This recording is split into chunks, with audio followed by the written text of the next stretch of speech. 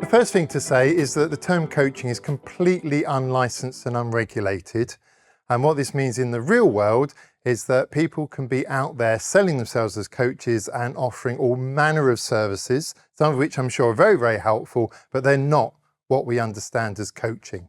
What is coaching? So coaching is a method of development which is tailored to the individual and takes into account each person's unique strengths, resources and needs. Coaching is different to things like consultancy, counselling, mentoring, training, therapy, all these wonderful activities. And coaching might border on them, but it's something separate and distinct that genuinely has power and value and benefit for the clients that coaching serves. Unlike with mentoring or consulting, as a coach, my role is not to advise you or tell you what to do. My role as a coach is to provide the environment where you can step outside of the hustle and bustle of everyday life and take a step back to think about what are the next steps for you. What decisions do you need to make that you need to think about? What actions will help you move towards a goal? So it's a voluntary intervention ideally.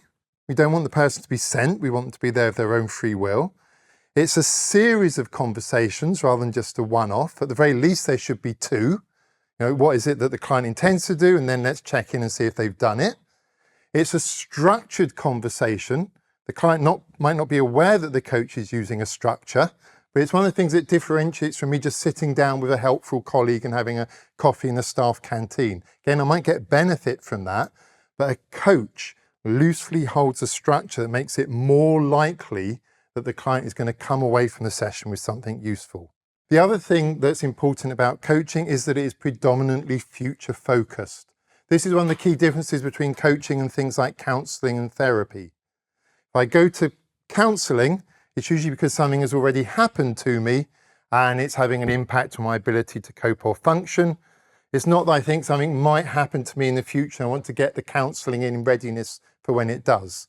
Whereas with coaching, we're looking to the horizon.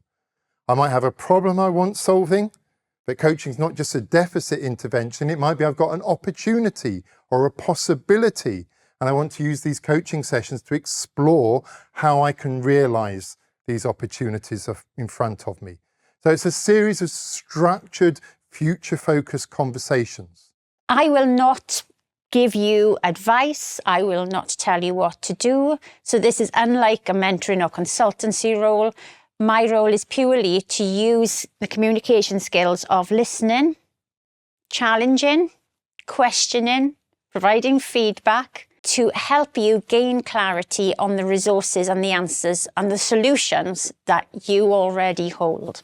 The coach is going to use a number of inputs or skills, such as holding generative silence, asking open questions, actively and deeply listening, and probably reflecting back, paraphrasing and affirming to build up the client's sense of agency and efficacy as they own the generating of their own ideas, testing them through and settling on what their own actions, their own agenda is that they take away from the session. Finally, in terms of outcomes, we certainly want and hope that the client is going to make meaningful progress towards their presenting goal, but they almost, in doing that, can't help but build up their self-awareness and also their general sense of agency, sitting in the driving seat of their own learning, their own growth, their own development, that's going to serve them long after they've forgotten even the name of the coach, long after they've achieved that particular goal, as they're presented with the challenges and the opportunities of tomorrow.